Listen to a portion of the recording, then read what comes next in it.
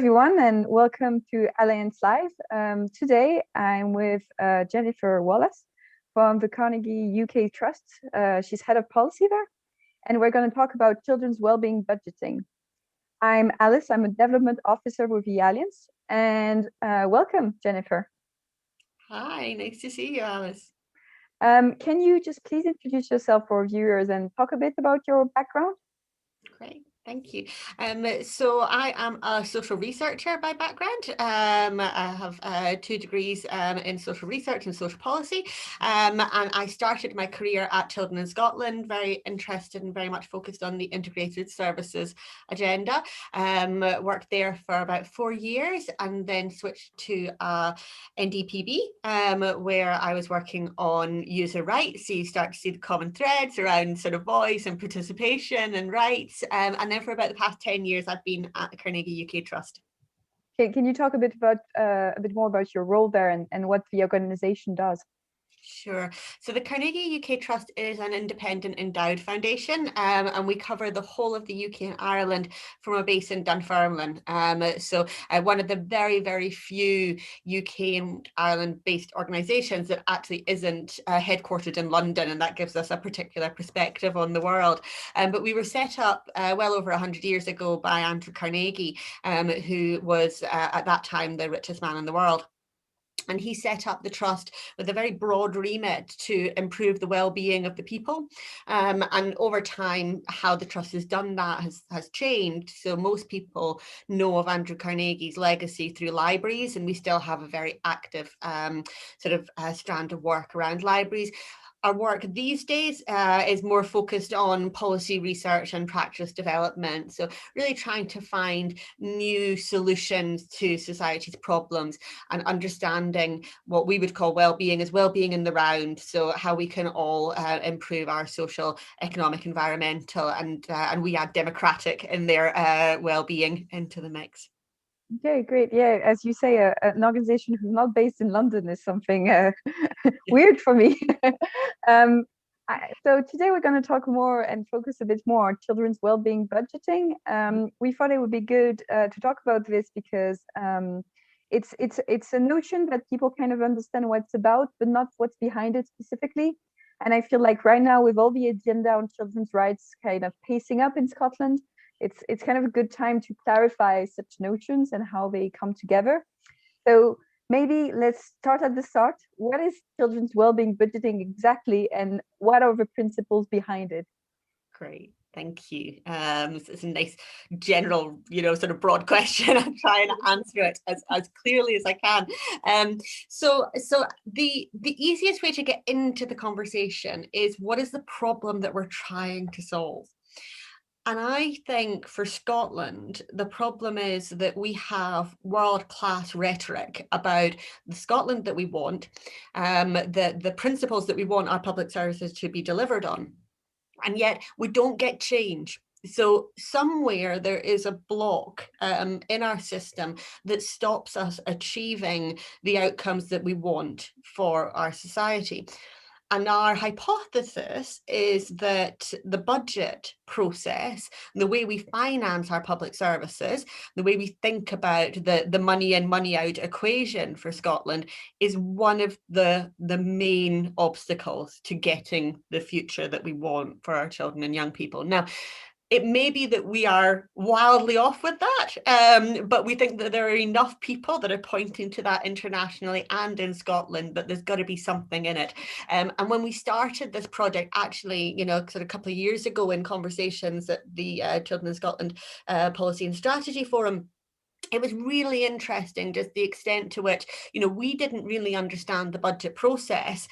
And there weren't obvious places to have a conversation about, well, how do we move the money around for children? So we have a lot of evidence about what children and families need, and we have a lot of services geared to them, but linking that up to the money through the budget process seemed to be opaque. And we couldn't quite work out exactly how it's done or who's in control of it anyway.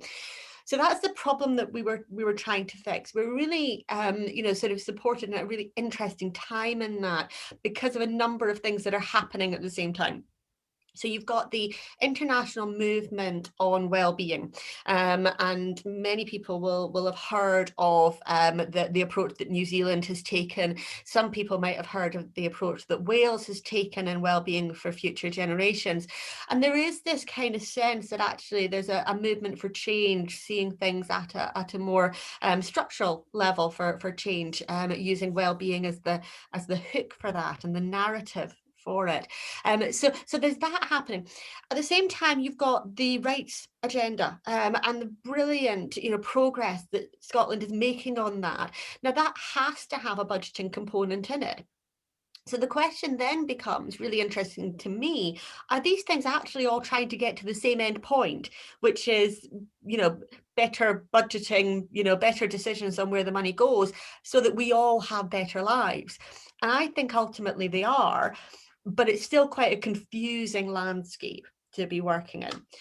So you asked Alice about principles, and I think that really helps, because if we start looking at what the principles are for a children's wellbeing budget, how we shift the money to improve the outcomes for children, then we can start to see actually where a lot of this common ground really comes from in terms of what we're talking about. So I'll just dive in and do I'll go straight to the principle. Yep, cool. So the principles we've identified, now I should say that we are really lucky in this project to be working with Catherine Trebeck, that some of you will know is one of our sort of leading voices in Scotland for structural and systemic change, and how we can think differently about what she calls a wellbeing economy. So we're really, really lucky to have somebody with that kind of intellectual background to come and help us and guide us on this project. Catherine also thankfully speaks economist, which I don't. And, she can then, sort of understand things about the budget process that, as I said, are opaque to me with my social research hat on. So really, really helpful. Now, what she did as a first stage is come up with a handful of principles. What do we mean by a children's wellbeing budget? So I'm going to go through them. But the first one, and I hope to the people who are watching this would be, absolutely fundamental to their life experiences, is that we have to have a budget that sees people in the round. That doesn't see people as boxes to be serviced by different departments or different professions, but understands the complexity of all of our lives and the way that these different things interrelate and can either lead us to a virtuous cycle of, improvement or actually just end up being more cumbersome and difficult and essentially compete with each other in the reality. So that holistic element is incredibly important. They've got to be outcome focused budgets. So when we have outcomes like the national outcomes, which are incredibly aspirational, we want all children and young people to have the best start in life, and those sorts of phrases, we have to keep that in mind. So if the activity doesn't get us to that end point, then the question in the budget should be, well, why are we doing it? What is the purpose of this if we don't believe or we don't have evidence that tells us that this is actually going to improve people's lives? And that matters as much for the stuff that we're currently doing and might want to stop as it does for the stuff that is assessed as being worthy of future budget commitments. So that's the second one. The third one is the relationship between rights and well-being, which has been really, really fundamental to this project. Mm-hmm. So we did a lot of thinking, and I'm very grateful to Juliet from Together, who's really been helping us explore this territory.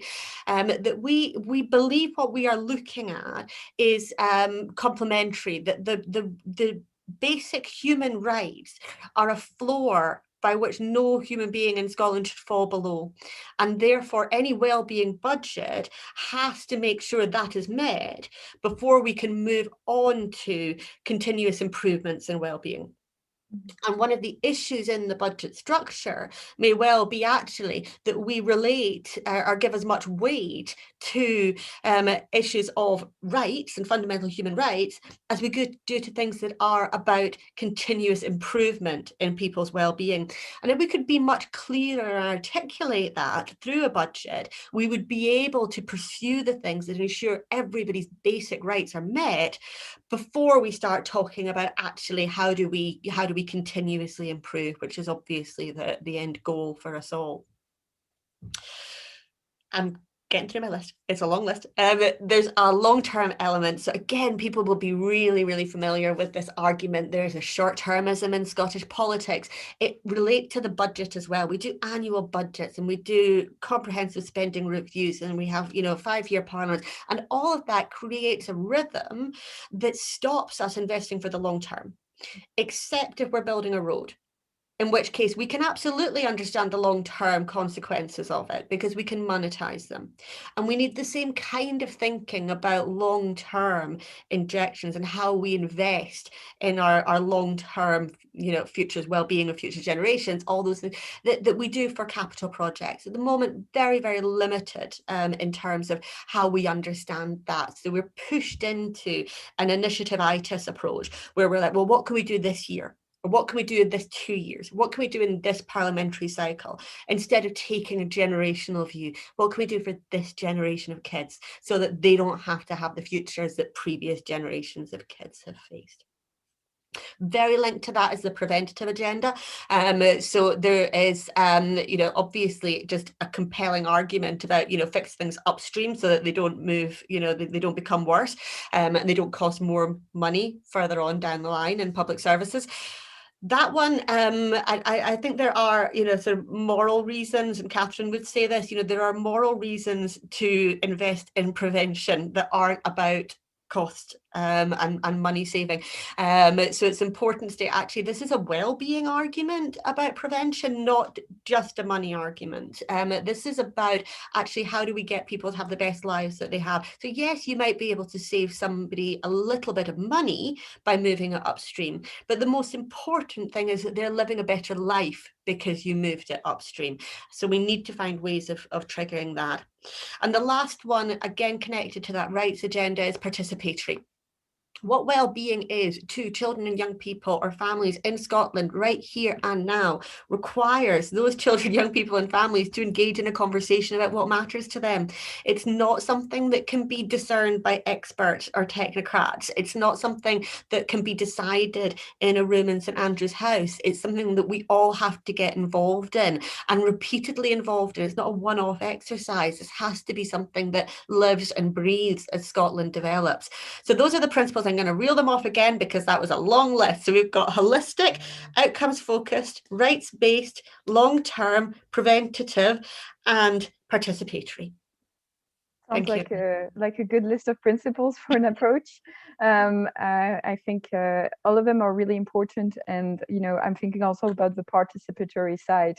As you say, it's really important to ensure that it is focused on what people want, not what we think they want. And I guess what I'm seeing from your explanation from the benefits of such an approach would be holding people accountable in governments and in organizations on the long term about children's well-being through a budgeting approach by using that tool, basically. Having an horizon, getting that thing between rights, that articulation between rights and well-being rights. So I'm guessing, what are the main benefits of the approach according to you? Because, well, you've outlined some, but are there others that you haven't had a chance to talk about yet? And are there also downsides to the approach? I mean, you touched a bit on it as well, but is there any unintended consequences of seeing everything through the lens of cost, for example? And you've touched about it in terms of the resourcing that it could add for, statutory organizations. I'm just, thinking about that side that people may have also concerns about. Yeah. No, absolutely understand that. And, and it's very much, it's conceptually in a developmental phase. Nobody in the world has done a budget quite like this, so in some ways, talking about what the benefits and trade-offs are is in that theoretical space. And the more we hear people's views and what they think the benefits and the drawbacks are, then the stronger the articulation of the proposal will be. So it's really exciting to have some of that sort of reflected back. So what would I say in terms of the benefits? There's, I guess, the big risk that I feel about the way that we currently are in Scotland is that we have the rhetoric right, but we haven't shifted the dial. So none of our children's indicators are really moving. And that, I think, is a problem for democracy.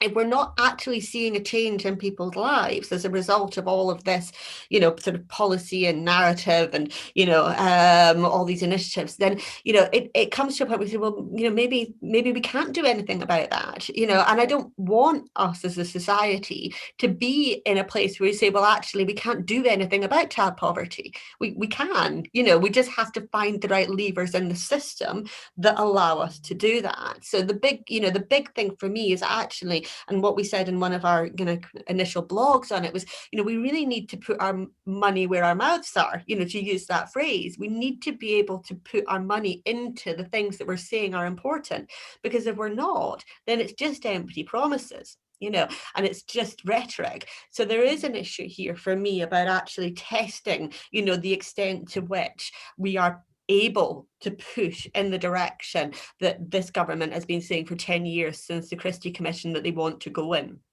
So absolutely democratic issue there about engagement. I think there are other things. I mean, I think, when you look at the amount of emphasis that goes into public sector reform and joining up public services, and then they get to the point where they can't find a way of moving the money around the system. Now, that's usually talking at a more local level than I'm talking about with the Scottish budget, but it would filter through and it should come through the system, So some of the benefits, I think, would accrue to local level. Well, actually, if we can have a better outcomes-based Scottish budget, then maybe we can have more outcomes-based commissioning. Maybe we can have a different conversation about what we need, whether that is at an individual level, a family level, a community level, or a regional level. And that, I would hope, would be helpful to people in terms of being able to pursue those outcomes that they're in control of. So there's those things that I think are really, really interesting in terms of it.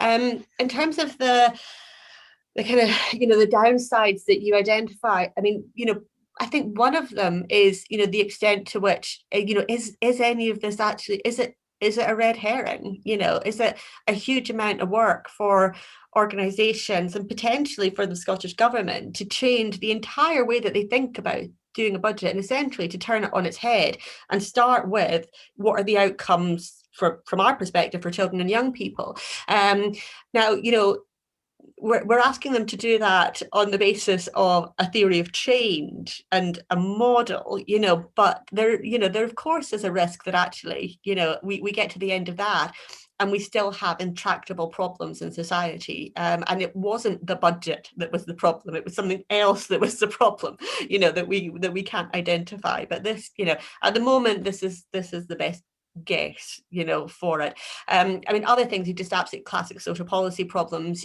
We don't have perfect information.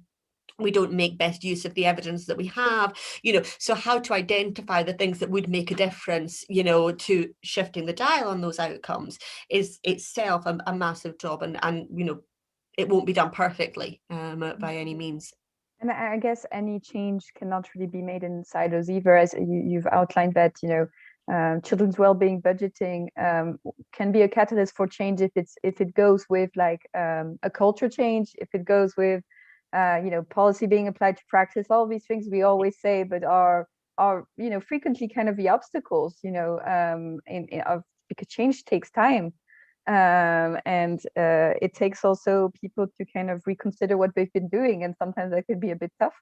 And so I'm also seeing that I've talked about benefits, downsides, but there's also obstacles as well, that you need to consider.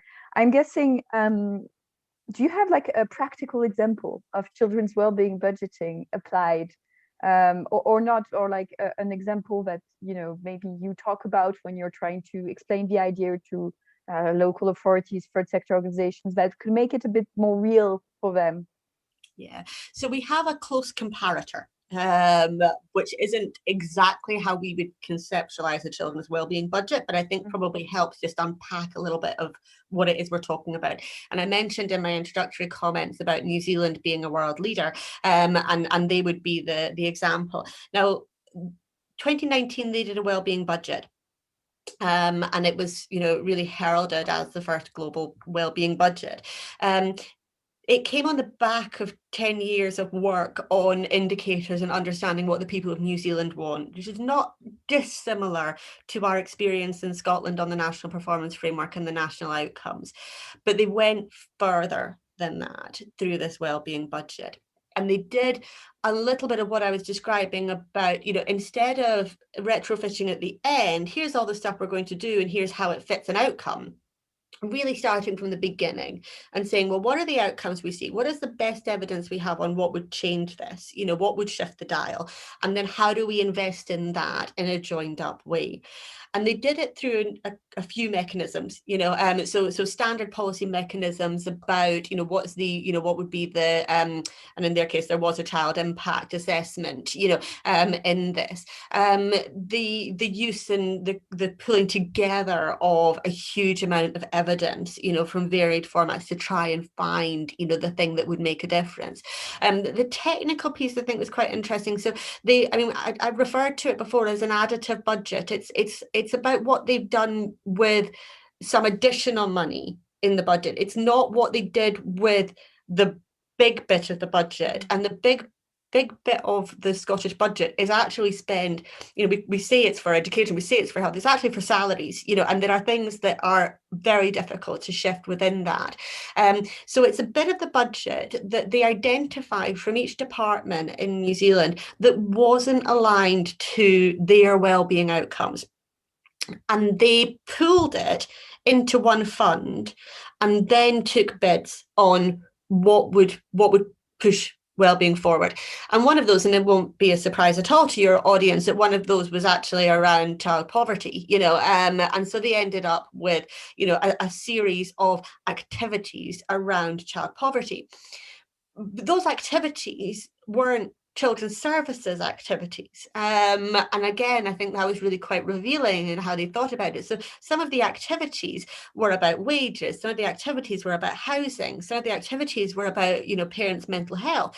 So they were very much looking at it in a cross-cutting way, back to that idea of it being holistic. What do we need to do collectively to make a difference for this group of people so that they can live better lives? And in that, they have been able to make a difference to their child poverty statistics. And the latest update before COVID was saying actually that was working, that was beginning to make a difference. Now, obviously that will shift, and their COVID experience is not the same as our COVID experience. But I think the sense from New Zealand that actually, if you really concentrate effort on what it is you're trying to achieve, you can make a difference. You can shift that dial. It just takes a real concerted effort. Yes, as you've said, it's kind of this holistic view also is so important. You give the example of child poverty, and of course it's about many things. It's about housing, it's about food, it's about also supporting parents often. It's about so many things to make sure that children are not facing the consequences of poverty, and it's really important for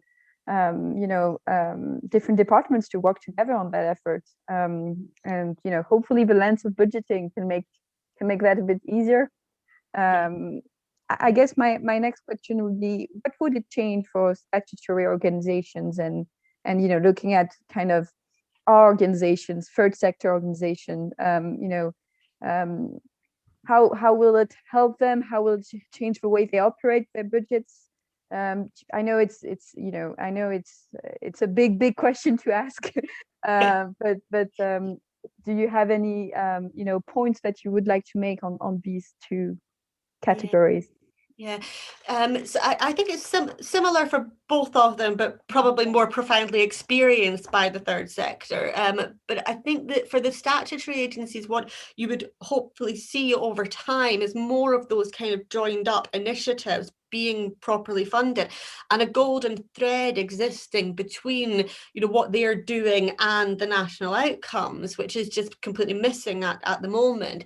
And that thread I think has to come through the funding mechanisms. Otherwise, it gets lost in the implementation.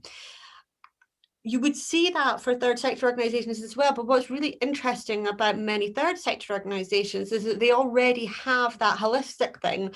And actually their difficulty is, how do you get a health board to fund properly something that's actually meeting multiple outcomes? So what the hope would be that actually, meeting multiple outcomes, or being able to evidence improvement in people's lives in the round would become a strength and not a weakness going forward, and that we think would be a fundamental improvement for third sector, for the work that they want to do with the people that they know best. Yes, yeah. I'm just confirming based on what I can hear from our membership and from the projects they try to put in place, which relate to so many different kind of, statutory boards and organizations, and struggle sometimes to get things, funded when they're necessary and very, very helpful. So I guess, I'm going to take the other focus and focus on parents and children. And the audience focuses more on parents, carers of disabled children, young people, and children, young people with long-term conditions. What would it change for parents and children, and also for this category of children, according to you? So I think first thing to acknowledge is absolutely that group, those families, are themselves precisely the people that this initiative would have as the goal of people whose lives we wanted to help. Because they are having to negotiate and work with multiple agencies, and I've done research with parents in this situation, that they experience that difficulty of one department only wanting to speak about one thing and not being interested in something else, and everybody needing different bits of paper and all of that kind of stuff. Now, this is the budgeting can't solve all of that, but it might be able to unlock a bit of it, to actually make those engagements with the public sector a bit more streamlined and integrated. And certainly, part of our hope for it, going back to that participatory element, is that those voices of actually just how hard it is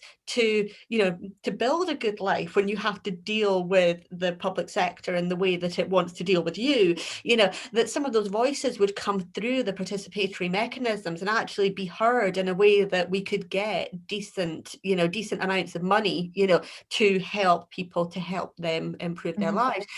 At the moment, education, health, housing, local government, they will all have initiatives and programs and good intentions to support people who experience, long-term conditions and disabilities. But if they're not done in a joined up way, there's a risk of inefficiency in there, that we've just got a lot of different things going on that actually aren't themselves helping to improve and really step up the quality of people's lives. Yes, definitely. I think, joining up that effort and trying to make it easier for parents and carers and, children and young people in general, and disabled children and young people too, it's just so important. I mean, the most difficulties, a lot of difficulties come from that, from our membership and from our experience. So the context right now of children's rights in Scotland is quite heavy, not necessarily in a bad way. Of course, there's the context of the UNCRC, so the United Nations Convention for the Rights of the Child, incorporation, which is going quite fast right now with all the debates and going to Parliament. So I'm guessing, relating to your project and all that, what are the next steps for that work, regarding also UNCRC incorporation, regarding this kind of dialogue between rights and well-being that you've already touched on? So what are the next steps looking like for you? Yeah. So I think within the project, one of our next steps is to talk, really quite honestly with people, and not just in the children's rights budget, but also equality budgeting and the Green New Deal type conversations, but the extent to which we are really all talking about the same thing, and how we can then collaborate for change and build an alliance for change, where we understand what we're all bringing to the table and which bits of evidence we're all bringing to the table in that. So I think there's a bit of, actually making sure that we're moving together, when we're advocating these pieces. And I think that's really important.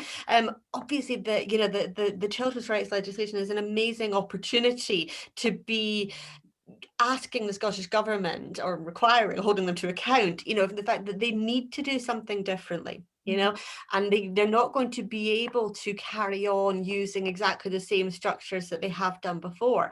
So if they have to do that anyway, then let's make sure that we're doing it in the way that, all the best international practice suggests it ought to be done, and really grasp that opportunity, and bring together things like the rights and well-being, really solidify our understanding of these things so that we can make, the biggest change possible with the amount of money that Scotland has. I think that's really, really exciting, and really exciting times.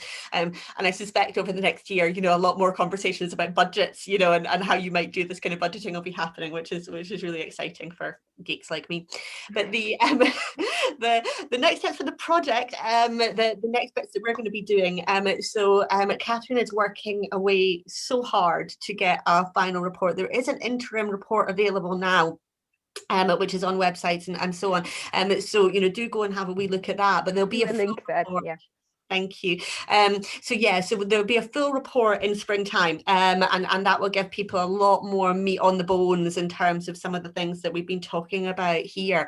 And then after that, we will be exploring with a new Scottish Government what their commitments will be, and how they want to move forward. So obviously we have an election between now and then, and we can't presuppose the outcome of that election, but we're excited to be engaging, after the election with that, and hopefully with some new energy and some new vision about how we might do our budgeting differently to meet the goals that they will have been elected on. So it's a real opportunity for that. So I'd say, if we have anything in our sights, it's the budget after that we would really like to see concrete change. Yes, no, definitely. I think, UNCRC incorporation is full of a hope and I say good news, but it's really what's gonna happen after that really counts. What happens in the practice, what happens in, as you say, in the budgets, and what happens in all the next steps that will make it hopefully a reality on the ground. I think none of us want that, to be a tick box exercise. There are plenty of examples where governments have been able to meet their statutory duties by doing things that just actually aren't about fundamental change, and what I'm hoping is through these conversations, through the report, and through all the energy and enthusiasm that stakeholders have, we're able to get over that sort of tokenistic, and make sure that we really grasp this opportunity to do it properly and to do it well at this point. Yeah, I'm behind you on that completely. We're approaching to the end, so I would just like to can you recommend any resources, so you've already talked about the interim report that we will link in, or forums for members who maybe have more questions or interested by learning more? Yep. Yeah, so we are very, very lucky in Scotland that we have, sort of some great, sort of bases to have these discussions and debates from. So people who are interested in, what do we mean by well-being, even before you get into what do we mean by well-being budget, then the We All Wellbeing Alliance Scotland is a great resource, and plenty of debates and discussion going on there around issues, and very much in that holistic sense of how do we link up our social, economic and environmental to get a better outcome for all of us. Obviously Carnegie Trust, we've got resources as well in there, and some of our previous work on well-being, which you can go and float around on at that point. But there are other places, other real interesting sources, where you can begin to sort of pull this together. So there's actually quite a lot of work done by the OECD internationally. So it might be worth, sort of spending a little bit of time on their websites and being able to, sort of identify some of the new thinking coming out of OECD member states. Of course, the UK is our member state, but New Zealand is in there as well. Okay, great. Thank you so much. Thank you so much for participating to this interview today. I sure learned a lot, and I do hope our viewers do too. Do you have anything else that you'd like to add before we conclude this? I just want to say, a special thank you to the project partners who are working with us on this. So Catanac, Children in Scotland, Catherine Trebek, and it's been a brilliant partnership to date. And as a team, we're all really looking forward to being able to share the final report with you later on in the year. Thank you. Great. Thank you so much, Jennifer. And we'll make sure at the Alliance that we circulate that report to our members.